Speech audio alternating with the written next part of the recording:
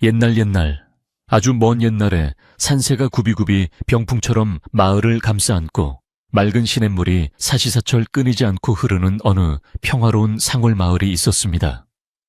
그 마을 어귀에는 수백 년 묵은 느티나무가 든든하게 버티고 서 있었고, 마을 안쪽 가장 양지 바른 명당 자리에는 으리으리한 기와집 한 채가 위풍당당하게 솟아 있었습니다.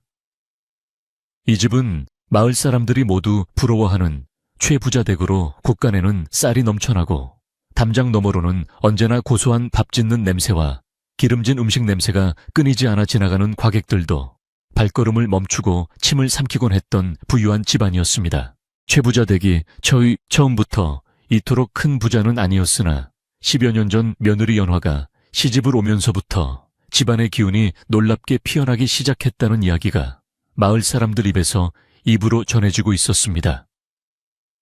연화는 본래 마음씨 곱고 부지런하기로 소문난 이웃 마을 가난한 선비의 딸이었는데, 그녀가 최부자 댁의 문지방을 넘던 날, 하늘에서는 상서로운 구름이 피어오르고 마당에 심어둔 오래된 매화나무가 철도 아닌데 꽃망울을 터뜨렸다고 합니다. 사람들은 입을 모아 복덩이가 들어왔다고 칭송했고, 실제로 연화가 들어온 뒤로 흉년이 들어도 이 집 논밭만은 풍작을 이루었고, 키우는 가축들은 날마다 살이 통통하게 올랐습니다. 연화는 매일 새벽 달기 울기도 전에 가장 먼저 일어나 찬물로 세수를 하고 정갈한 마음으로 부엌에 들어가 아궁이에 불을 지피는 것으로 하루를 시작했습니다. 그녀가 쌀을 씻을 때는 쌀알이 부서질라 조심조심 다루었고, 밥을 지을 때는 시부모님 진지에 돌이라도 들어갈까 눈을 크게 뜨고 살피며 정성을 다했기에 그녀가 지은 밥에서는 윤기가 자르르 흐르고 단맛이 났습니다. 그녀의 손길이 닿는 곳마다 먼지 하나 없이 반들반들 윤이 났으며, 장독대에 줄지어 선 항아리들은 언제나 깨끗하게 닦여 있어 마치 거울처럼 하늘을 비추고 있었습니다. 마을 아낙네들이 우물가에 모여 빨래를 할 때면 을에 연화 칭찬이 빠지지 않고 나왔는데, 윗마을 김대근 연화의 거친 손을 잡으며 어찌 이리 고운 사람이 굳은 일만 골라 하느냐고 안타까워하기도 했습니다. 하지만 연화는 그저 수줍게 웃으며 시부모님을 모시고 남편을 섬기며 집안을 돌보는 것이 며느리의 도리이자 자신의 기쁨이라 말할 뿐 힘든 내색이나 불평 한마디 하는 법이 없었습니다. 그녀는 여름 땡볕 아래서 밭을 매면서도 구슬땀을 흘리며 웃음을 잃지 않았고, 엄동설 안에 찬물에 손을 담가 빨래를 하면서도 가족들이 입을 깨끗한 옷을 생각하며 언손을 호호 불어가며 정성을 다했습니다. 처음에 시어머니인 최씨 부인도 며느리를 끔찍이 아끼며 마을 잔치라도 열리면 우리 며느리 덕분에 집안이 일어섰다고 자랑하기에 바빴습니다. 며느리가 해오는 음식이 입에 딱 맞고 며느리가 지어 올리는 옷이 몸에 감기듯 편안하니 시어머니의 얼굴에도 늘 웃음꽃이 피어 있었던 시절이었습니다. 그러나 사람의 마음이란 참으로 간사하여 곳간에 곡식이 쌓이고 금괴에 돈이 넘쳐나기 시작하자 시어머니의 마음속에는 고마움 대신 알 수 없는 욕심과 의심의 싹이 트기 시작했습니다. 가진 것이 많아질수록 잃을까 두려워하는 마음이 커졌고, 그 두려움은 엉뚱하게도 집안 살림을 도맡아 하는 며느리에게로 향하기 시작했습니다. 어느 늦가을 저녁 붉게 물든 단풍이 마당에 낙엽되어 뒹굴고 서늘한 바람이 문풍지를 스치며 지나갈 무렵이었습니다. 시어머니는 안방 아랫목에 앉아 며느리가 건네준 곶간 열쇠를 만지작거리며 깊은 생각에 잠겨 있었는데, 그녀의 눈빛은 예전의 온화함을 잃고 차갑게 가라앉아 있었습니다. 며느리가 알뜰살뜰 모은 재산이 산더미처럼 불어났음에도 불구하고 시어머니는 며느리가 혹시라도 친정에 무엇을 몰래 빼돌리지는 않는지, 혹은 자신이 모르는 사이에 딴 주머니를 차고 있는 것은 아닌지 하는 터무니없는 의심을 품게 된 것이었습니다. 이러한 의심은 시어머니가 장터에 나갔다가 우연히 듣게 된 헛소문에서 비롯되었는데, 며느리의 친정이 예전보다 살림이 폈다는 지나가는 사람들의 말 한마디가 불씨가 되었습니다. 사실 연화의 친정이 조금 나아진 것은 연화의 남동생이 과거에 급제하여 녹봉을 받게 되었기 때문이지, 연화가 시댁 물건을 빼돌린 덕분이 아니었음에도 시어머니는 귀를 막고 눈을 가린 채 오로지 자신의 의심만을 키워갔습니다. 그녀는 며느리가 부엌에서 달그락거리는 소리만 내도 귀를 쫑긋 세우고 감시하기 시작했고, 며느리가 장독대에서 장을 퍼낼 때도 뒤에서 몰래 지켜보며 장이 줄어드는 양을 눈대중으로 세어보곤 했습니다. 하루는 연화가 김장을 하느라 배추 수백 포기를 소금에 절이고 양념을 버무리며 며칠 밤낮을 고생하고 있을 때였습니다. 온 집안 식구들과 하인들이 달라붙어 일을 해도 모자랄 판에 시어머니는 뒷짐을 지고 마당을 서성거리며 일하는 며느리의 손끝만 뚫어지게 쳐다보고 있었습니다. 며느리가 고춧가루를 넉넉히 넣어 김치색을 곱게 내려고 하면 시어머니는 혀를 차며 아까운 고춧가루를 그리 함부로 쓴다며 타박을 주었고, 젓갈을 조금 더 넣어 감칠맛을 내려고 하면 살림 거덜 낼 작정이냐며 눈을 흘겼습니다. 연화는 시어머니의 갑작스러운 타박에 당황하여 얼굴이 붉어졌지만 혹여나 시어머니의 심기를 거스를까봐 죄송하다는 말만 되뇌며 더욱더 허리띠를 졸라매고 아끼고 또 아꼈습니다. 그녀는 추운 겨울바람이 불어와 볼이 트고 손등이 갈라져 피가 배어 나와도 아픈 내색 한 번 하지 않고 묵묵히 배추를 나르고 물을 썰었습니다. 하인들이 보다 못해 며느리 편을 들어주려 하면 연화는 조용히 고개를 저으며 어른의 말씀에 토를 달지 말라고, 타이르니 하인들은 그저 안타까운 마음에 뒤에서 몰래 눈물을 훔칠 뿐이었습니다. 계절이 바뀌어 흰 눈이 소복이 쌓이는 겨울이 찾아왔지만 최 부자댁의 안방은 훈훈한 군불, 기운 대신 찬바람이 쌩쌩 부는 듯 냉랭하기만 했습니다. 시어머니는 밤마다 동해를 열어 엽전을 세어보고 또 세어보며 혹시라도 한 잎이라도 비지 않을까 전전긍긍했습니다. 며느리가 정성껏 다려온 비단 이불을 덮고 누워서도 잠을 이루지 못하고 부스럭거리는 소리만 들려도 벌떡 일어나 방문을 열어젖히고 누가 왔다 갔느냐며 호통을 치곤 했습니다.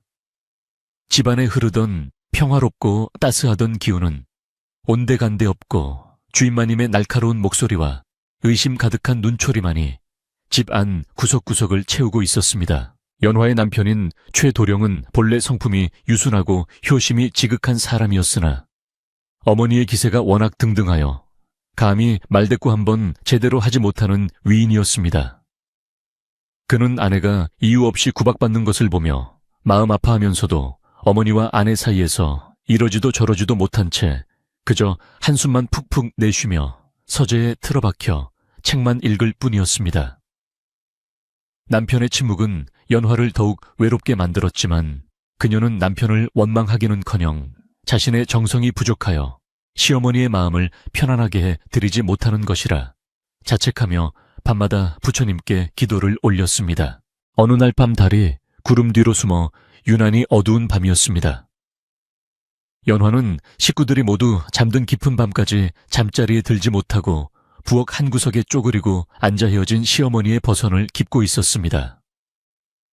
호롱불 심지를 돋우며 한 땀 한 땀 정성스레 바느질을 이어가는 연화의 그림자가 흙벽에 길게 드리워졌습니다.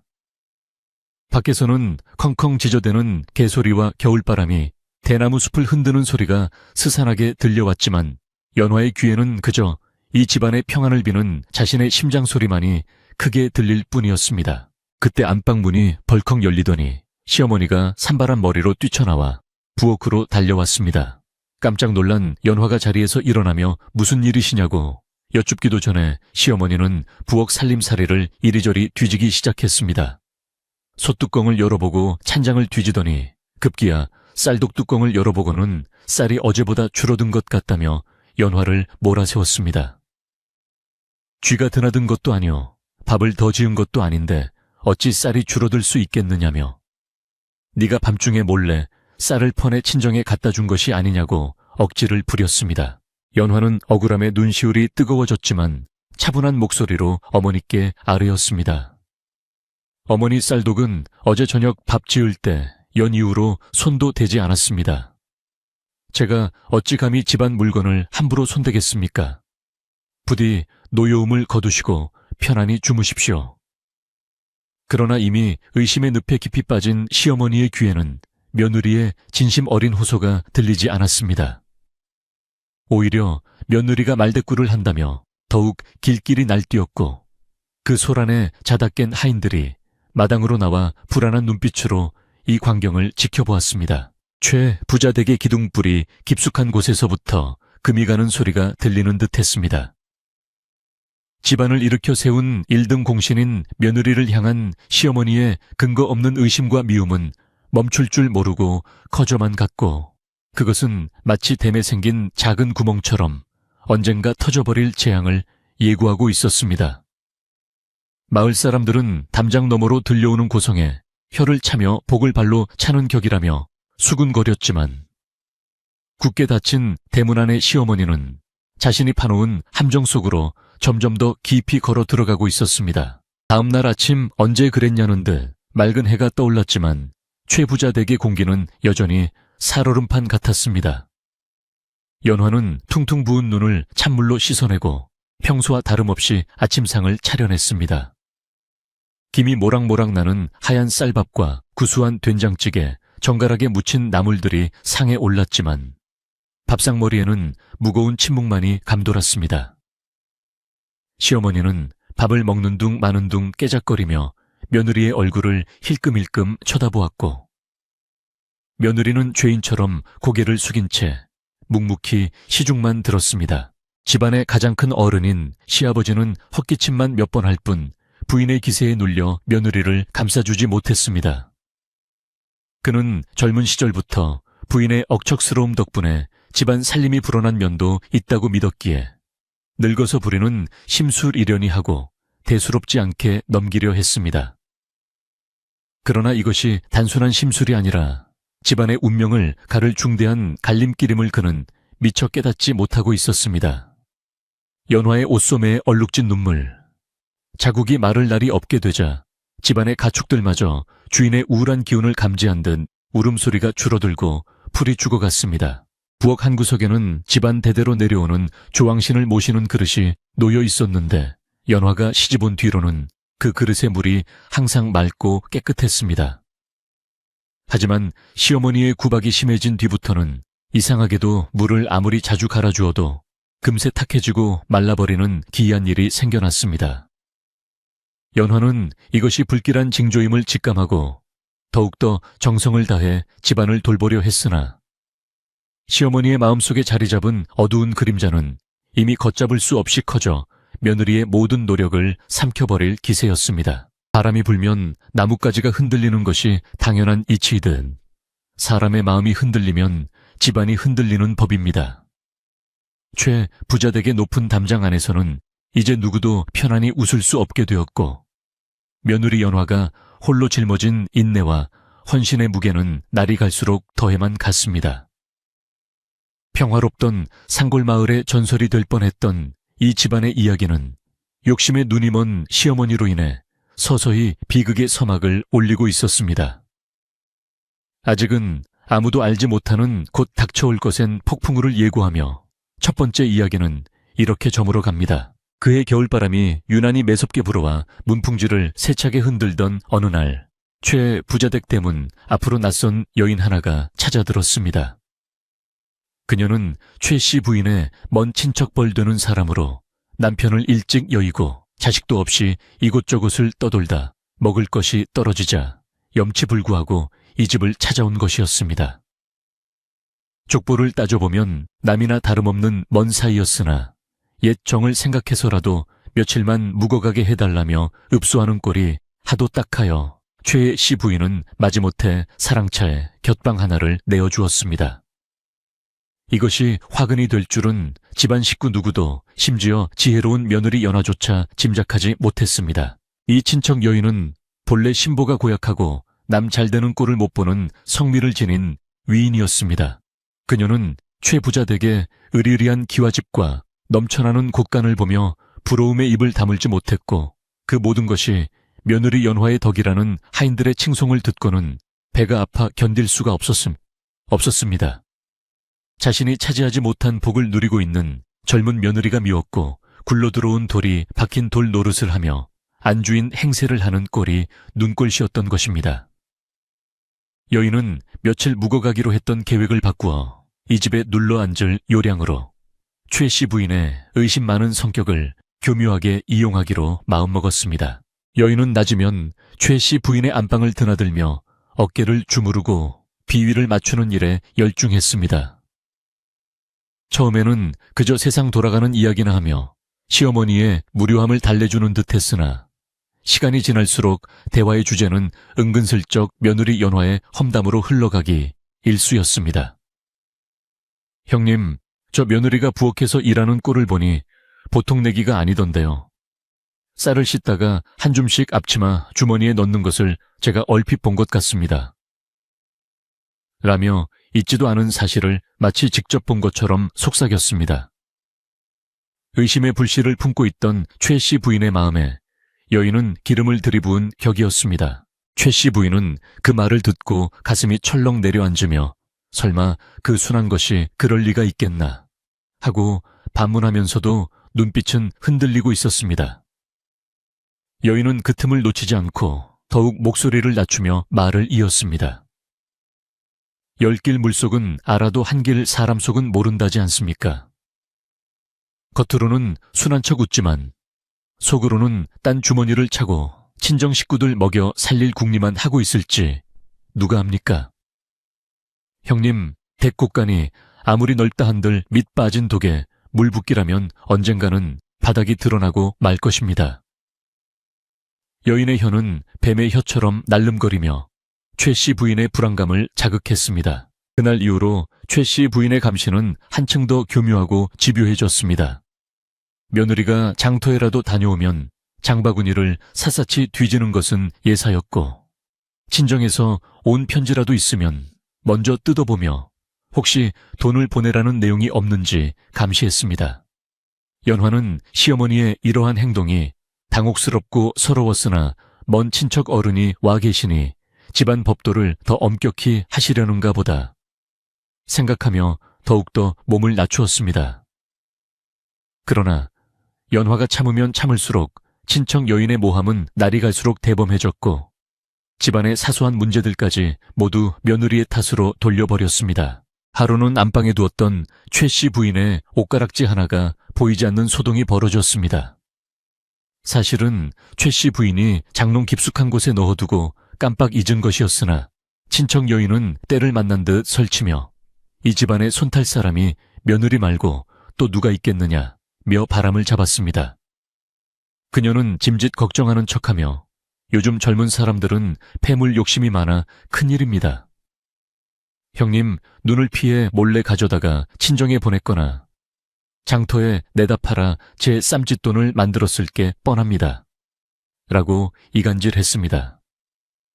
이 말을 들은 최 씨 부인은 이성을 잃고 며느리의 방을 샅샅이 뒤지라고 하인들에게 호령했습니다. 연화의 방은 물건 하나 허투루 놓인 것 없이 정갈하고 검소하기 그지없었습니다.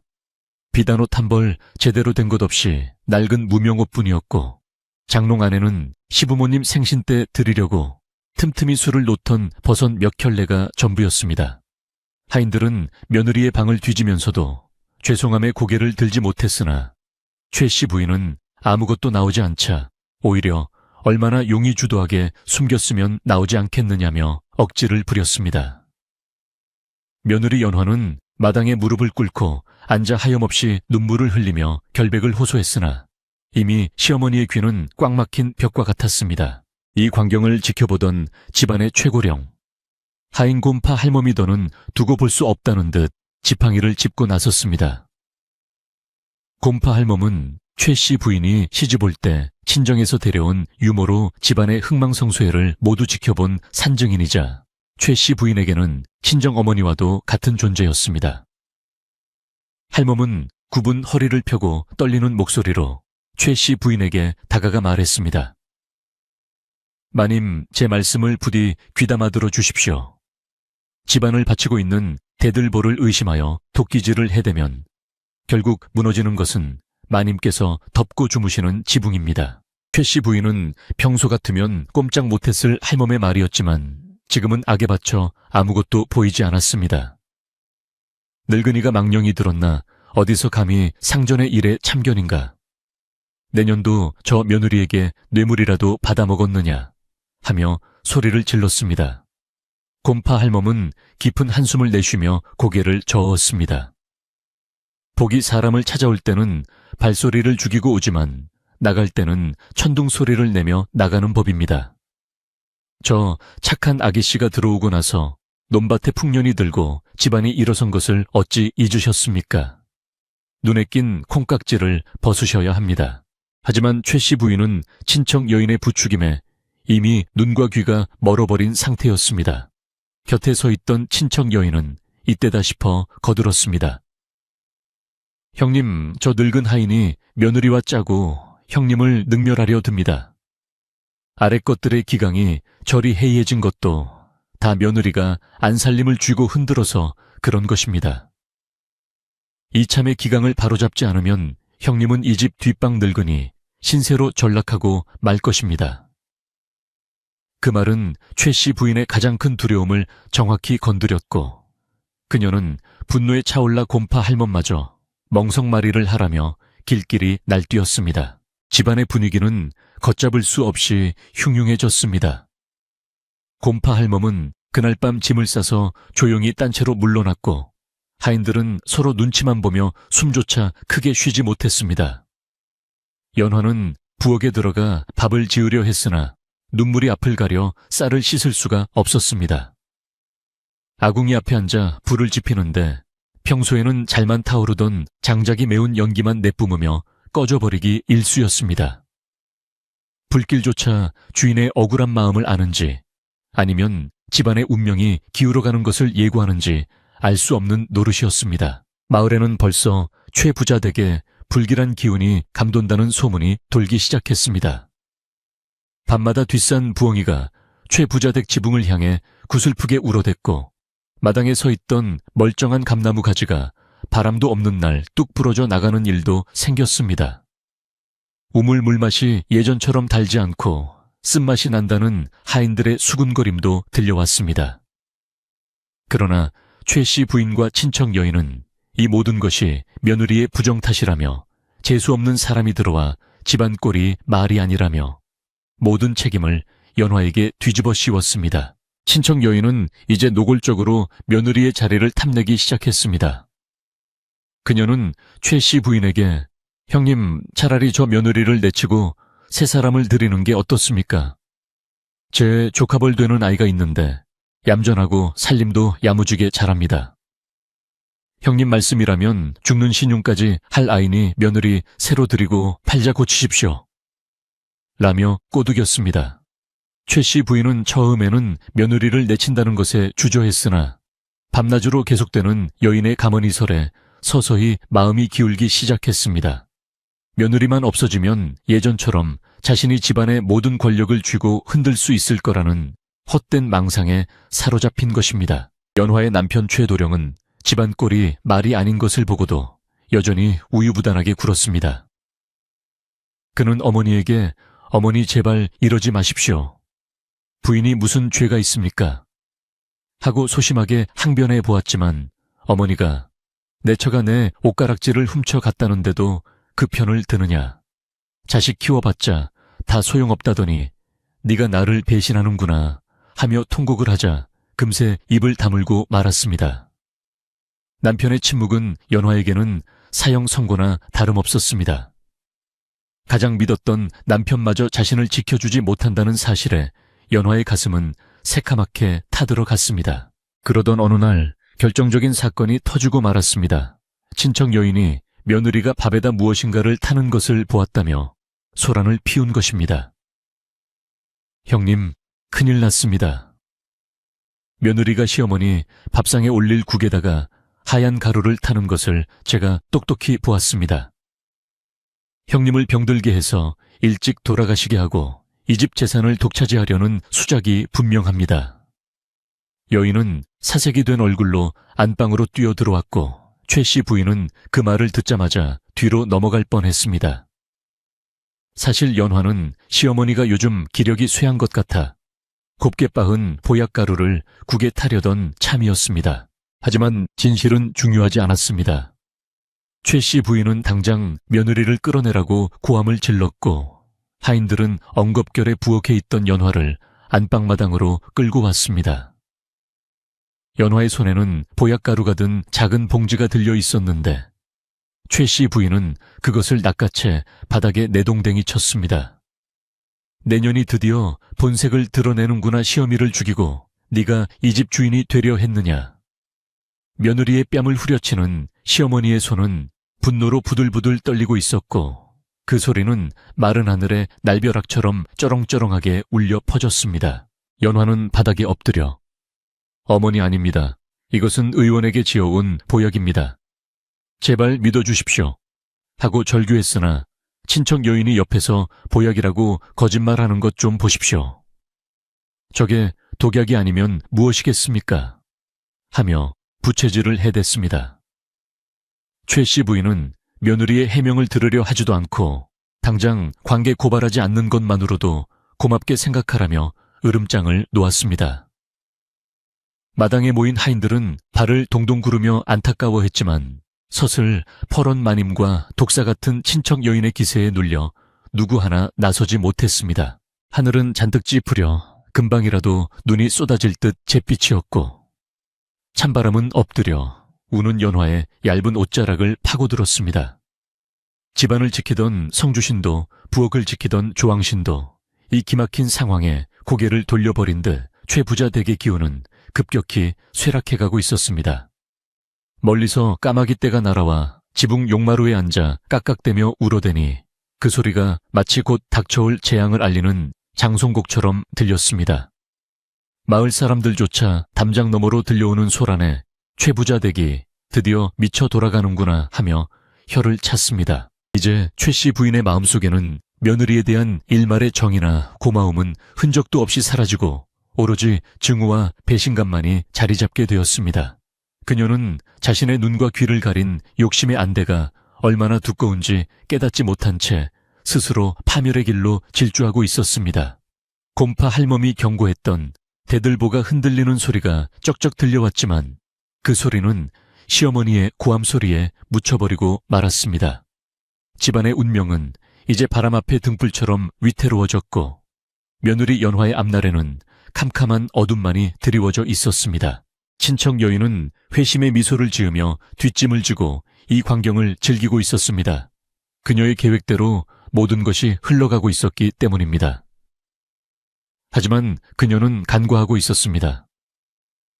남의 눈에 눈물 나게 하면 제 눈에는 피눈물이 난다는 옛말이 틀린 적이 없다는 것을 말입니다. 아기는 제 꾀에 제가 넘어가고 쌓은 덕은 배신하지 않는 법이니 이 집안에 닥쳐올 시련은 결국 누가 진짜 주인이고 누가 가짜인지를 가려낼 혹독한 시험대가 될 것이었습니다. 겨울바람은 더욱 거세게 몰아치며 다가올 비극을 재촉하고 있었습니다. 밤이 깊어가도록 최 씨 부인의 방에는 불이 꺼지지 않았고 연화는 차가운 마당에 내팽개쳐진 채 서러운 울음을 삼키고 있었습니다. 남편 최도령은 사랑방 문을 걸어 잠그고 술병만 기울이며 괴로워했지만 행동하지 않는 양심은 악의 편이라는 것을 그는 알지 못했습니다. 최부자 댁을 감싸고 있던 따뜻한 기운은 완전히 사라지고 대신 냉기와 살기만이 집안을 가득 채우며 두 번째 이야기는 막을 내립니다. 다가오는 폭풍우는 이제 피할 수 없는 운명이 되어버렸습니다. 살을 내는 듯한 삭풍이 몰아치던 동지섣달. 기나긴 밤 최부자 댁에 육중한 대문이 열리고 며느리 연화가 쫓겨나는 참변이 벌어졌습니다. 시어머니는 며느리의 옷까지 하나 제대로 챙겨주지 않고 홑겹 저고리에 치마만 입힌 채 맨발인 상태로 그녀를 문 밖으로 내동댕이 쳤습니다. 내 눈에 흙이 들어가기 전에는 다시는 이 문지방을 넘볼 생각 말거라. 너같이 표독스러운 것이 우리 집안을 망치려 들었으니 당장 나가서 얼어 죽든 굶어 죽든 네 팔자 소관이다.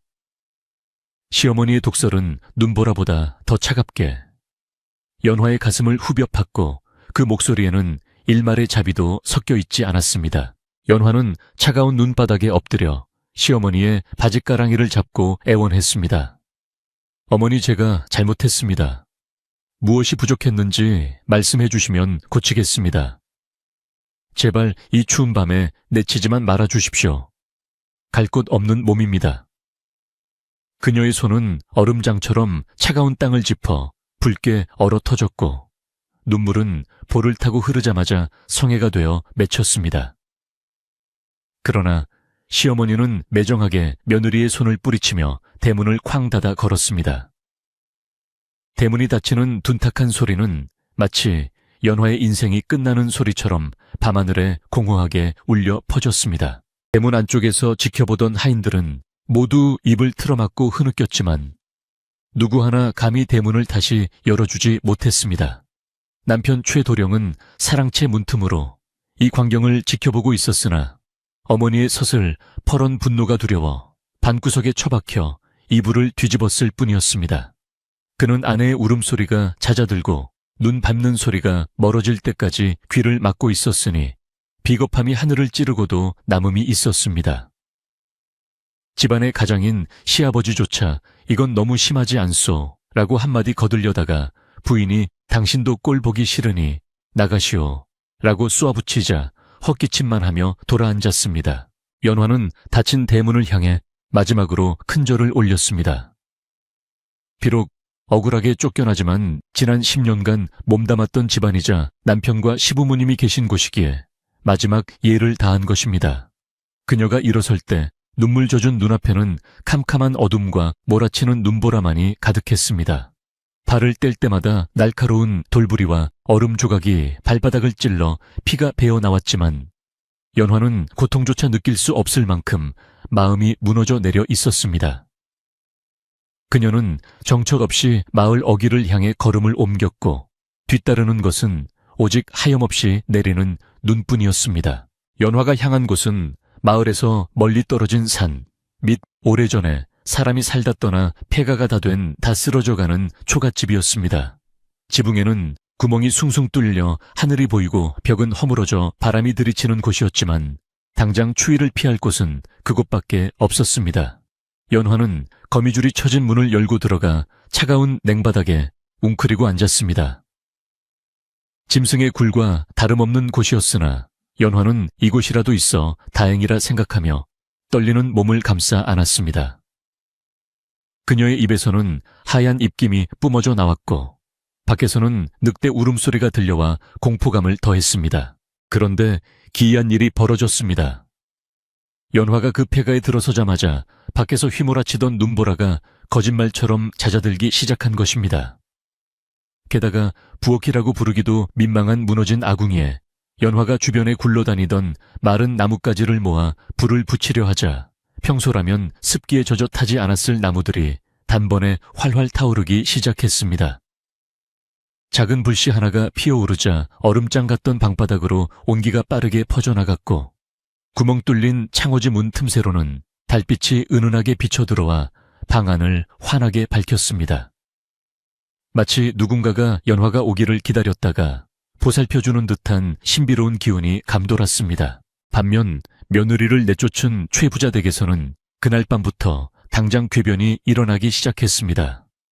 시어머니는 알터니가 빠진 것처럼 속이 시원하다며 두 다리를 뻗고 잠을 청하려 했으나 난데없이 안방 아궁이에서 검은 연기가 역류하여 방 안을 가득 채웠습니다.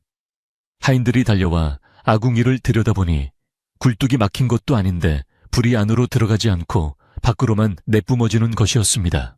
매운 연기에 콜록거리며 밖으로 나온 시어머니는 하인들을 쥐잡듯 잡았지만 아무리 부를 때도 방바닥은 얼음장처럼 차가웠고 밤새도록 냉골에서 떨어야만 했습니다. 다음날 아침 최 부자 댁의 아침상은 엉망진창이었습니다.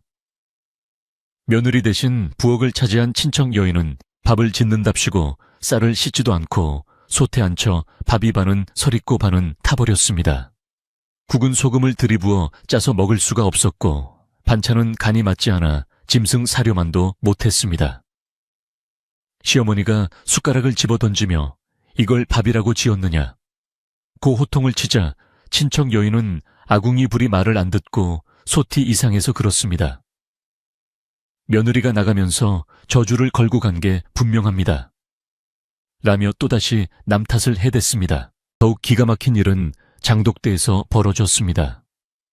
시어머니가 입맛을 잃어 묵은지라도 꺼내 먹으려고 장독대로 가서 김치독을 열었는데 뚜껑을 열자마자 고약한 썩은 내가 진동을 하는 것이었습니다. 분명 며느리가 담가두었을 때는 아삭하고 시원한 맛이 일품이었던 김치가 하룻밤 사이에 물로 터지고 곰팡이가 피어 먹을 수 없게 변해버린 것입니다. 놀란 시어머니가 옆에 있는 간장 항아리와 된장 항아리를 차례로 열어보았으나 간장에서는 시큼한 식초 냄새가 났고 된장에는 구더기가 들끓고 있었습니다. 집안의 음식 맛이 변한다는 것은 가세가 기운다는 가장 확실한 징조였습니다. 곳간의 사정도 마찬가지였습니다. 며느리가 있을 때는 쥐 한 마리 얼씬하지 않던 곳간의 쥐들이 때를 지어 나타나 쌀가마니를 갉아먹기 시작했습니다.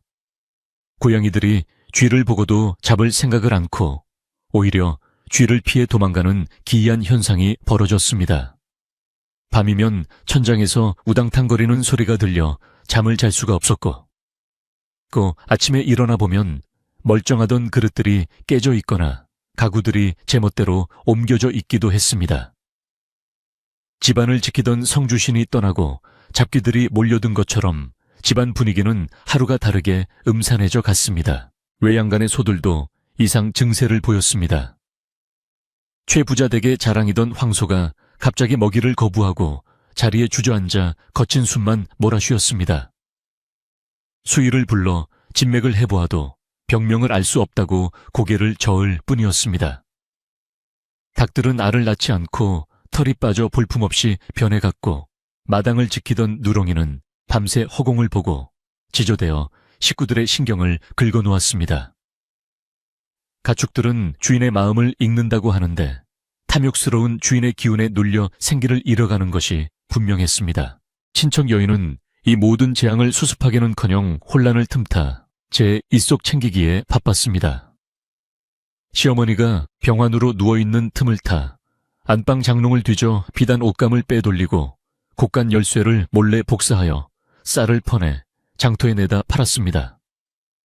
하인들이 이를 보고 시어머니에게 고하려 했으나 친척 여인은 내가 마님의 조카인데 누가 누구 말을 믿겠느냐며 하인들을 협박하고 입을 막았습니다. 며느리가 있을 때는 상상도 할 수 없었던 도둑질과 기만 행위가 대낮에 버젓이 벌어지고 있었습니다. 반면 산 밑밖에 머물던 연화의 삶은 비록 가난했지만 평화로웠습니다. 연화는 몸을 추스르자마자 부지런한 성품대로 집 안팎을 쓸고 닦기 시작했습니다. 무너진 담장을 돌로 쌓아 올리고 찢어진 문풍지는 칡넝쿨과 마른 잎을 엮어 막았습니다. 그녀가 우물가에서 물을 길어오면 흙탕물이던 우물이 맑게 가라앉았고 산에서 나무를 캐오면 한겨울임에도 불구하고 싱싱한 푸성귀들이 그녀의 눈에 띄었습니다. 마을 사람들은 연화가 쫓겨난 것을 알고 몰래 쌀이나 반찬을 문 앞에 두고 가기도 했는데 연화는 그럴 때마다 산신령님께 감사기도를 올리며 눈물을 흘렸습니다. 연화가 머무는 초가집 굴뚝에서 밥 짓는 연기가 모락모락 피어오르면 지나가던 산짐승들도 잠시 발걸음을 멈추고 그 온기를 즐기는 듯 했습니다. 멧돼지가 내려와 밭을 파헤치는 대신 집 주변에 흙을 부드럽게 갈아주고 갔다는 소문이 돌 정도였습니다. 연화의 얼굴은 고생으로 야위었으나 눈빛만은 더욱 맑고 깊어졌으며 원망 대신 용서를 품은 그녀의 마음이 좁은 방 안을 훈훈하게 데웠습니다. 물질적으로는 가진 것이 없었으나 마음만은 최부자 댁보다 훨씬 풍요로웠습니다. 최부자 댁의 몰락은 가속화되었습니다. 시어머니는 원인 모를 병에 걸려 시름시름 앓기 시작했는데 밤마다 꿈에 도깨비가 나타나 내 며느리 내놓아라, 내 복덩이 내놓아라 하며 몽둥이질을 해대는 통에 잠을 이룰 수가 없었습니다. 의원들은 마음의 병이라며 탕약을 지어주었지만 약을 먹으면 구토가 나오고 속이 뒤집어져 차도가 없었습니다. 시어머니는 그제야 무언가 잘못되었다는 것을 어렴풋이 느끼기 시작했지만 자존심 때문에 며느리를 다시 부를 생각은 하지 못하고 애꿎은 하인들만 들들 볶았습니다. 친척 여인은 이제 안주인 행세를 노골적으로 하며 하인들에게 매질까지 일삼았습니다. 일처리가 굼뜨다. 밥 먹는 게 아깝다며 트집을 잡아 쫓아내니 오래된 하인들부터 하나둘 짐을 싸서 집을 나가버렸습니다. 집안일 할 사람이 없어지자 넓은 기와집은 순식간에 돼지우리처럼 더러워졌고 마당에는 잡초가 무성하게 자라나기 시작했습니다. 한때 마을의 자랑이었던 최부자 댁은 이제 귀신 나올 듯한 흉가로 변해가고 있었고 사람들은 그 집 앞을 지날 때면 코를 막고 뛰어가곤 했습니다. 그러던 어느 날 최도령이 술에 취해 비틀거리며 마당에 나왔다가 헛것을 보았습니다. 마당 한가운데 심어진 매화나무가 말라비틀어져 죽어있는 것이었습니다. 그 나무는 연화가 시집오던 날 꽃을 피웠던 나무로 부부의 연을 상징하는 것이나 다름없었습니다. 최도령은 죽은 나무를 부여잡고 여보, 내가 못나서 하며 통곡을 했지만 이미 엎질러진 물이었습니다. 그는 아내가 사무치게 그리웠지만 자신의 무능함에 대한 자책감과 어머니에 대한 원망이 뒤섞여 꼼짝도 할 수 없었습니다. 집안의 기둥이 썩어 들어가니 지붕이 온전할 리 없었습니다. 마을에는 최부자 댁이 며느리 쫓아내고 망했다 는 소문이 파다하게 퍼졌고 예전에는 굽신거리던 소장농들도 이제는 최부자 댁을 비웃으며 세경을 제대로 내지 않았습니다. 시어머니는 자리에 누워 천장만 바라보며 내가 무슨 죄를 지었길래 일이 되었는가 하고 한탄했지만 정작 자신의 가장 큰 죄인 욕심과 의심은 여전히 보지 못하고 있었습니다. 친척 여인은 옆에서 형님, 이게 다 구슬 안 해서 그렇습니다. 큰돈 들여 구슬 한번 하십시다. 라며 마지막 남은 돈까지 털어먹을 궁리를 했습니다. 연화가 있는 촉가집에는 어느새 봄 기운이 찾아오듯 따스한 햇살이 비치기 시작했습니다. 연화가 정성껏 돌본 텃밭에는 파릇파릇한 새싹이 돋아났고 처마 밑에는 제비가 집을 짓기 시작했습니다. 그녀는 산에서 캔 약초를 말려 장터에 내다 팔아 작은 돈을 모으기 시작했고 그 돈으로 쌀을 사서 밥을 지어 지나가던 배고픈 거린들에게 나누어 주었습니다. 자신이 가장 힘들 때 남을 돕는 연화의 착한 마음씨는 산신령을 감동시켰고 초갓집 주변으로는 신비로운 광채가 서리기 시작했습니다. 반면 최부자 댁의 고가는 바닥을 드러냈습니다. 친척 여인이 구슬한답시고 무당을 불러 구판을 벌였으나 무당조차 이 집에는 복이 다 빠져나가고 애군만 가득하다며 고개를 저으며 도망치듯 나가버렸습니다.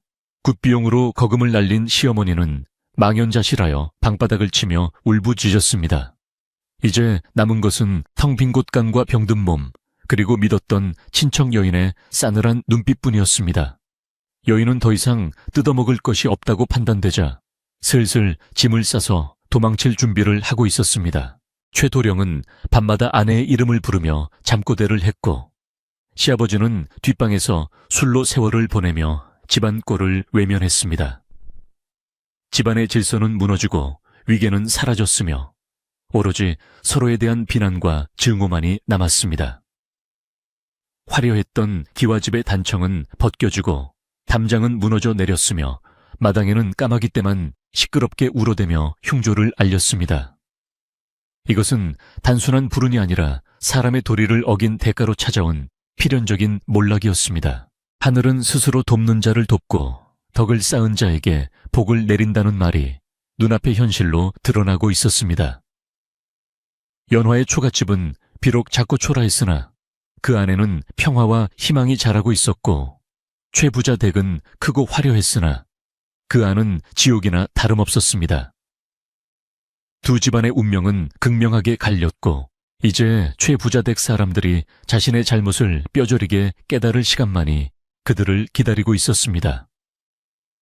혹독한 겨울이 지나면 봄이 오듯 이 고통의 끝에 과연 어떤 깨달음이 찾아올지 이야기는 점점 절정을 향해 치닫고 있었습니다. 가세가 기운다는 것은 마치 둑이 터지는 것과 같아서 한번 시작되면 걷잡을 수 없이 무너져 내리는 법입니다. 최부자 댁의 몰락은 그야말로 순식간에 찾아왔습니다.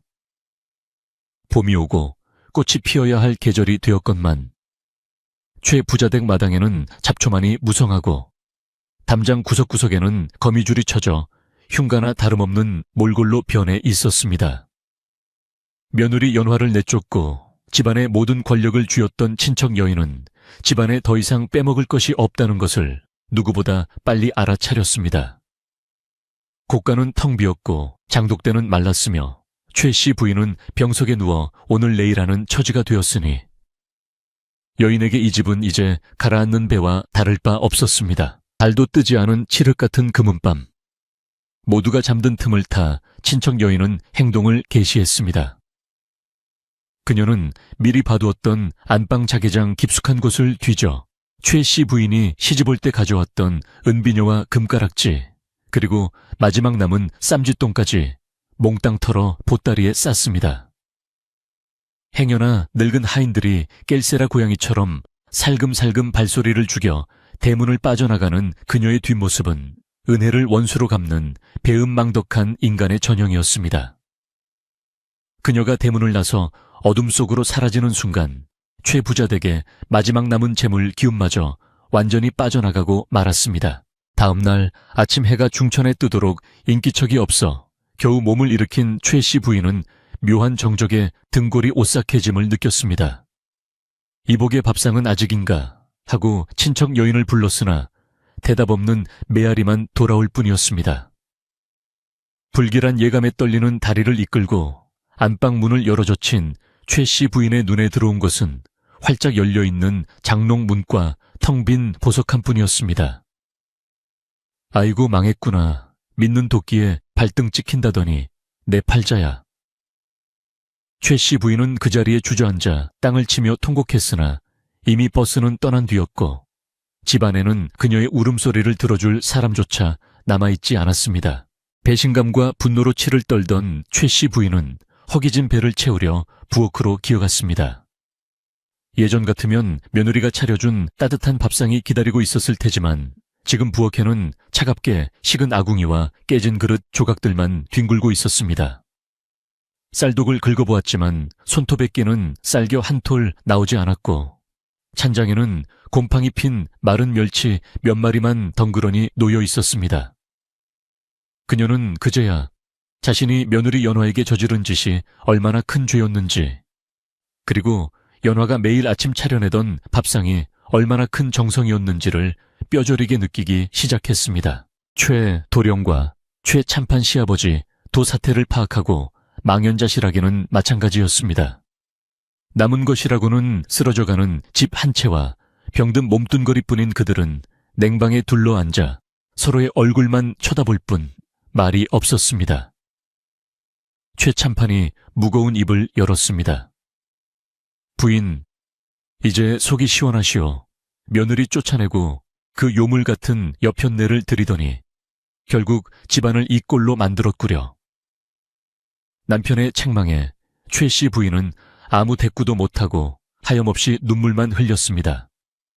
그녀의 눈물은 뒤늦은 후회였으나 엎질러진 물을 다시 담을 수는 없는 노릇이었습니다. 마을 사람들의 시선도 싸늘하기 그지없었습니다. 예전에는 굽신거리던 사람들이 이제는 대놓고 손가락질을 해댔습니다. 쯧쯧 복덩이 며느리를 내쫓더니 꼴 좋다. 인과응보가 따로 없어. 우물가 아낙네들의 수군거림이 담장을 넘어 안방까지 들려왔습니다. 그 친척 여자가 도망가면서 그랬다지. 그 집 안주인이 표독스러워 살 수가 없더라고. 자업자득이지 뭐. 사람들의 말은 비수가 되어 최 씨 부인의 가슴에 꽂혔습니다.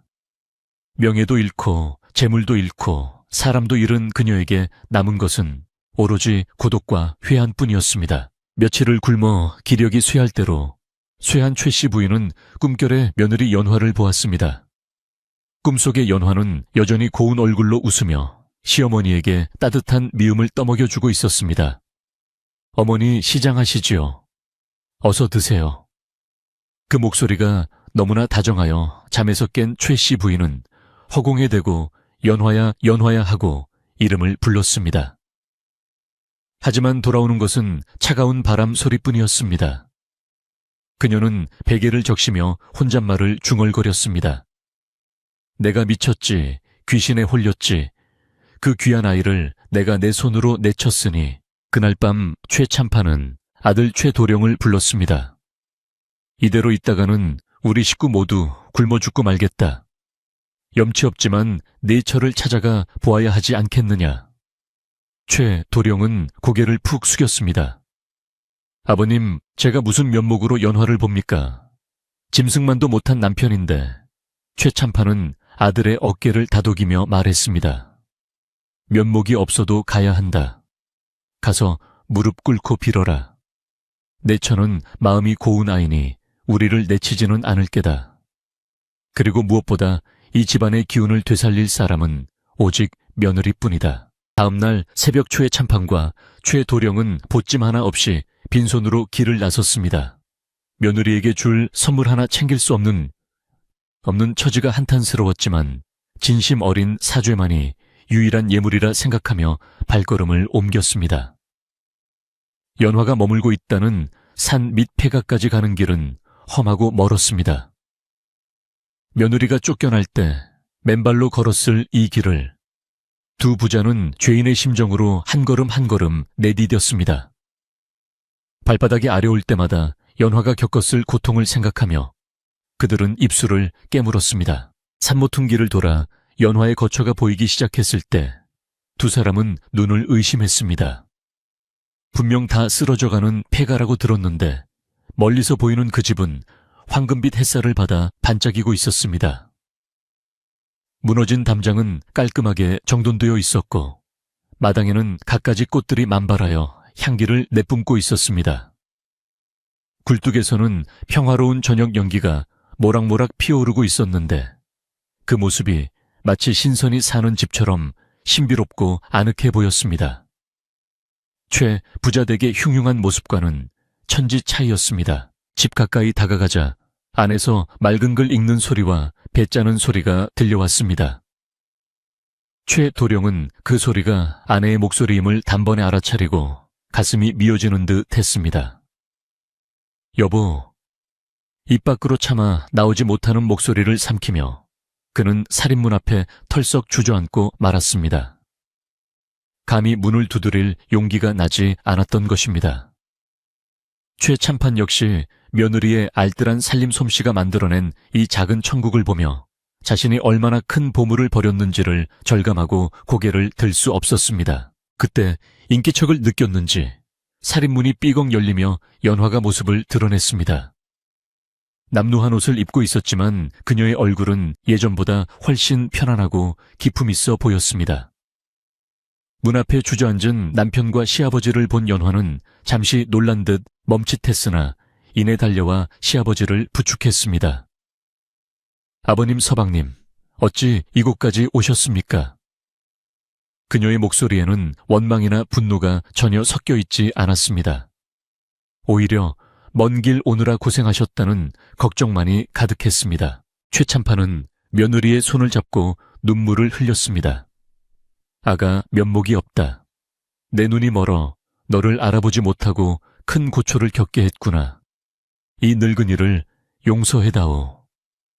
최도령 역시 아내의 발치에 엎드려 통곡했습니다. 부인 내가 죄인이오.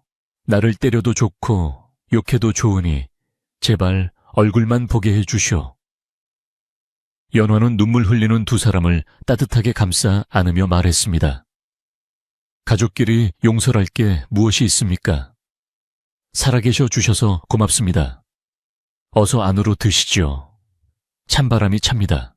방 안으로 들어서자 훈훈한 온기가 얼어붙은 몸을 녹여주었습니다. 연화는 부엌으로 나가 급히 밥상을 차려왔습니다.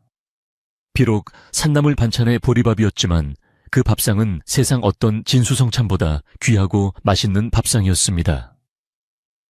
며칠을 굶주린 최참판과 최도령은 밥그릇을 비우며 하염없이 눈물을 쏟았습니다. 밥알 하나하나에 연화의 정성과 용서가 담겨 있는 듯하여 목구멍으로 넘어갈 때마다 가슴이 뜨거워졌습니다. 그들은 그제야 깨달았습니다. 집안을 지키는 것은 재물이 아니라 사람의 옹이라는 것을 말입니다. 식사를 마친 후 최참판은 조심스럽게 말을 꺼냈습니다. 아가 염치 없지만 다시 집으로 돌아와 줄 수 있겠느냐. 집안 꼴이 말이 아니다. 내 시어미는 병들어 누웠고 곳간은 비었다. 네가 없으니 사람이 사는 집이 아니더구나. 최 도령도 옆에서 간곡히 부탁했습니다. 부인 다시는 당신 눈에 눈물 나게 하지 않겠소. 제발 우리와 함께 가주시오. 연화는 잠시 생각에 잠긴 듯 말이 없었습니다.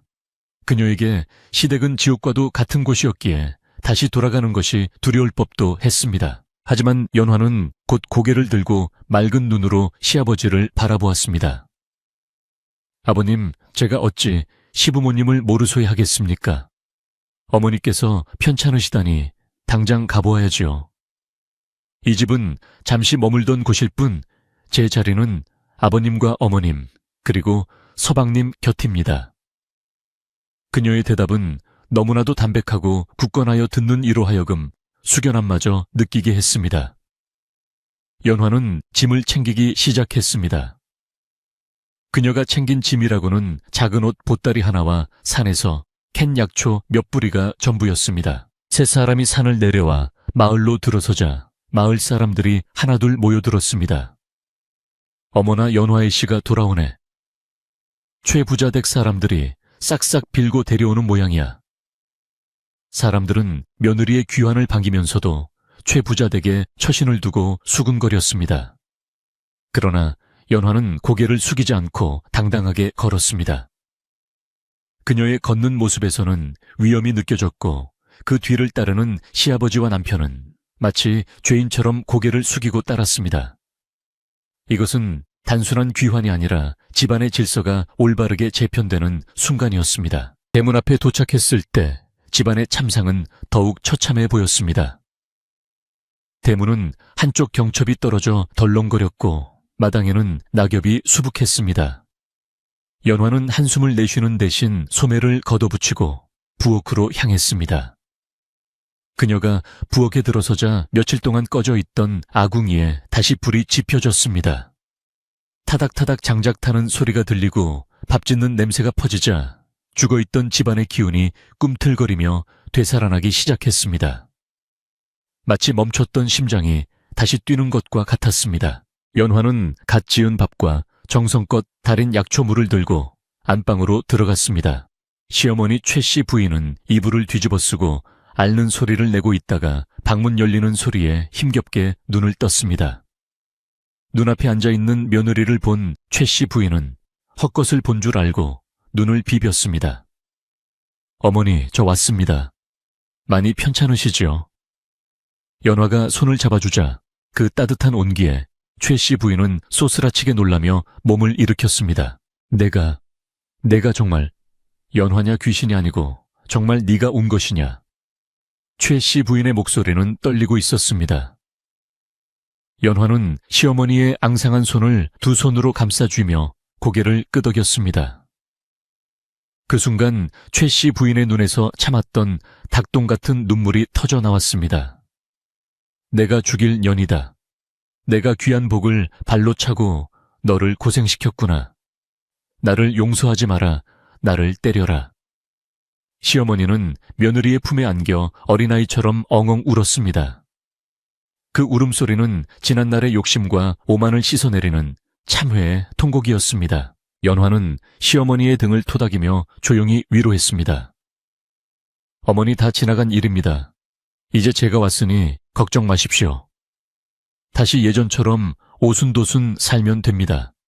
우선 이 약부터 드시고 기운을 차리세요. 며느리의 넓은 아량에 최씨 부인은 부끄러움과 고마움으로 몸둘 바를 몰랐습니다.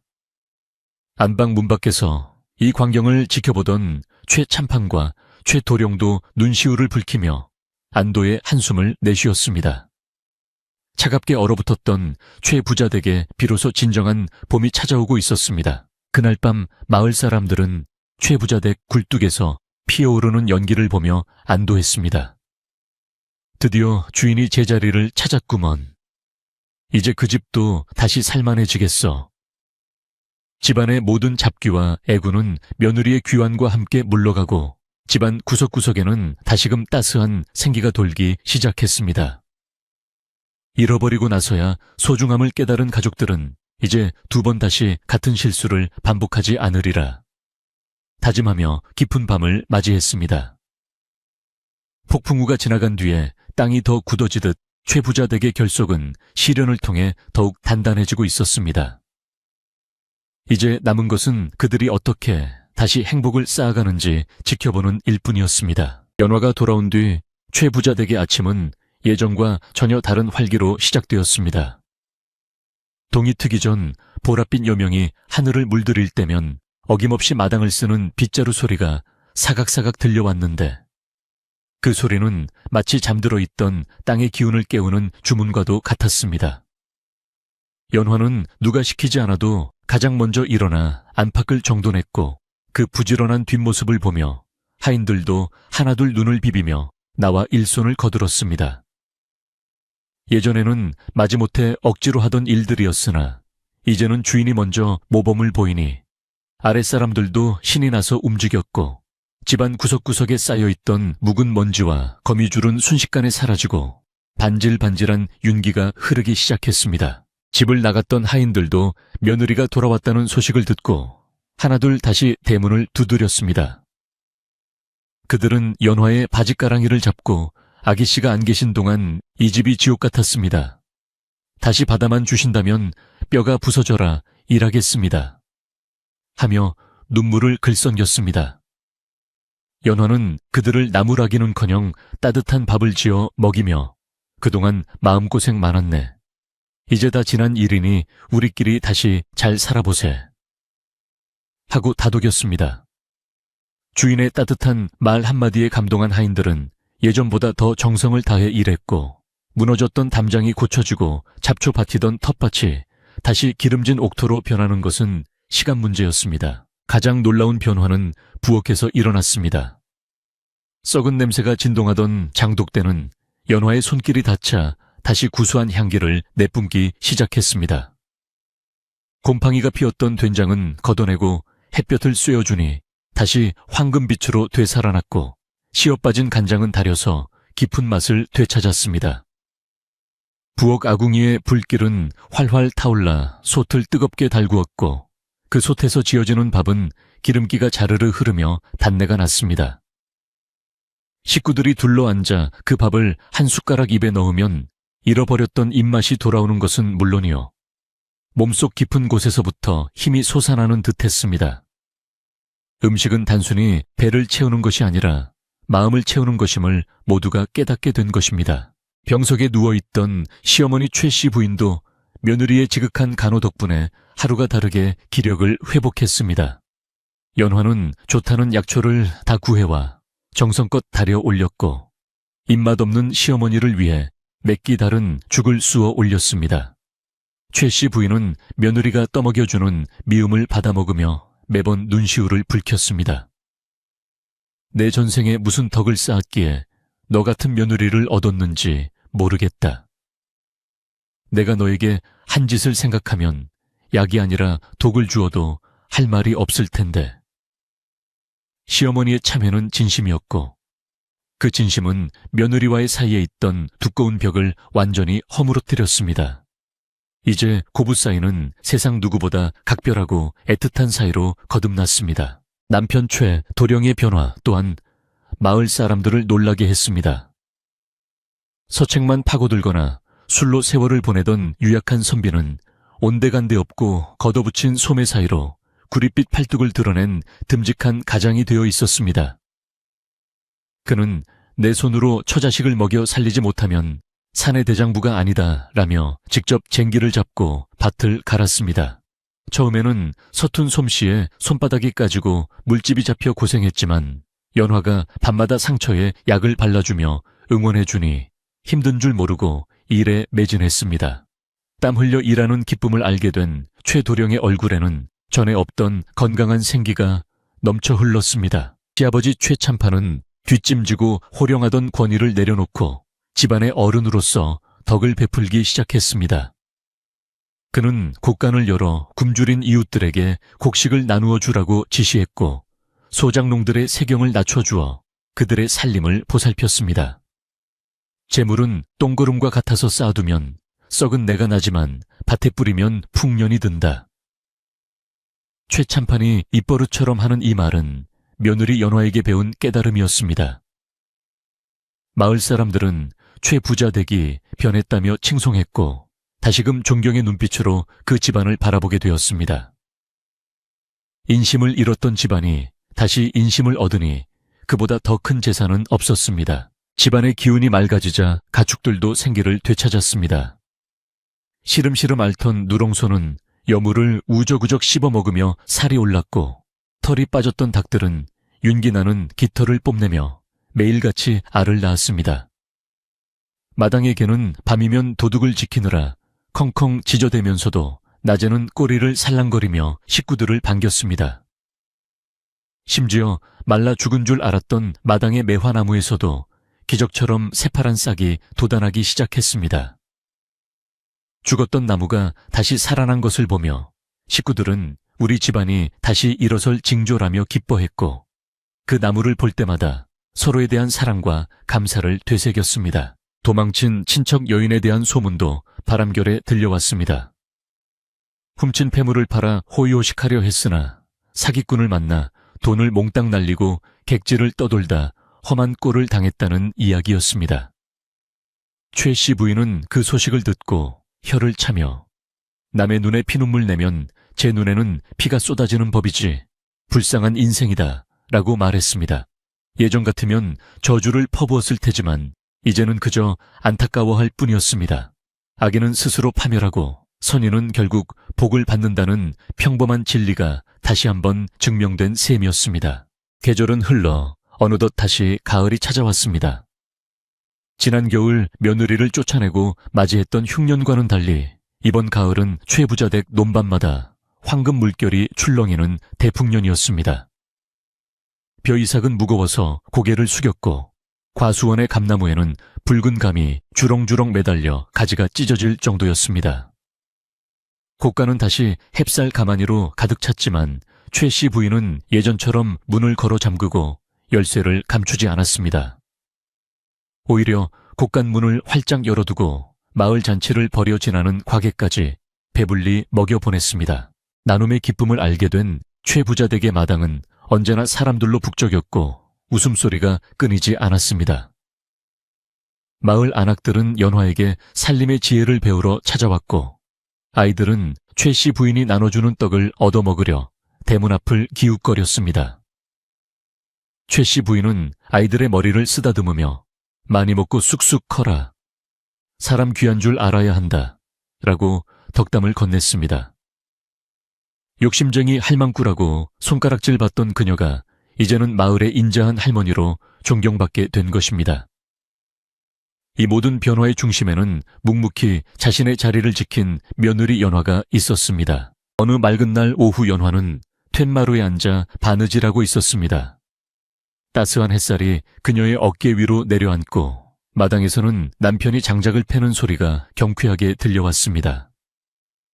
시어머니는 옆에서 손자의 저고리를 손질하며 흐뭇한 미소를 짓고 계셨습니다. 연화는 바늘을 잠시 멈추고 이 평화로운 풍경을 눈에 담았습니다. 쫓겨나 차가운 산 밑폐가에서 떨던 밤들이 마치 전생의 일처럼 아득하게 느껴졌습니다. 고통은 쓰라렸지만 그 고통이 있었기에 지금의 평온함이 얼마나 소중한지 뼈저리게 알 수 있었습니다. 비온 뒤에 땅이 굳어진다는 옛말은 하나도 틀린 것이 없었습니다. 연화가 조용히 미소 짓자 시어머니가 물었습니다. 아가 무슨 좋은 생각이라도 하느냐? 연화는 고개를 저으며 대답했습니다. 아닙니다, 어머니. 그저 지금 이 순간이 너무나 감사해서 그렇습니다. 모두 어머니 덕분입니다. 최 씨 부인은 손사래를 치며 말했습니다. 아니다, 이 모든 게 내 덕이다. 네가 우리 집의 복덩이고 네가 우리 집의 기둥이다. 내가 죽어서도 그 은혜는 잊지 못할 것이다. 시어머니의 눈가에는 물기가 어렸지만 그 눈물은 슬픔이 아닌 행복의 이슬이었습니다. 저녁이 되자 온 식구가 사랑방에 모여 저녁상을 받았습니다. 상 위에는 갓 지은 하얀 쌀밥과 구수한 냉이 된장국, 그리고 노릇하게 구운 조기 한 마리가 올라와 있었습니다. 화려하지는 않지만 정성이 가득 담긴 밥상이었습니다.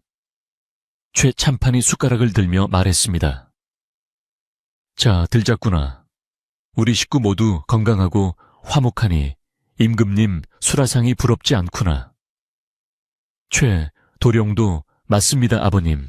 연화가 차려준 밥이 세상에서 제일 맛있습니다. 하며 밥 한 그릇을 뚝딱 비웠습니다. 식구들의 얼굴에는 밥알보다 더 윤이 나는 행복이 번져 있었습니다. 밥상을 물린 후 가족들은 도란도란 이야기를 나누며 밤 깊은 줄을 몰랐습니다. 창호지 문 밖에서는 귀뚜라미가 맑은 소리로 울어대고 밤하늘에는 보름달이 둥실 떠올라 최 부자댁을 환하게 비추고 있었습니다. 달빛은 기와 지붕 위에도 장독대 위에도 그리고 곤히 잠든 누렁이 위에도 공평하게 내려앉았습니다. 집안을 감싸고 있던 어두운 기운은 완전히 사라지고 이제는 그 어떤 사악한 기운도 감히 범접할 수 없는 따뜻하고 단단한 결계가 처진 듯 했습니다. 며느리를 내쳤다가 집안이 무너질 뻔했던 최 부자댁 이야기는 그 후로도 오랫동안 마을 사람들의 입에 오르내리는 전설이 되었습니다. 사람들은 며느리가 들어오면 집안이 흥하고 며느리를 박대하면 집안이 망한다는 것을 이 집을 보며 배웠습니다.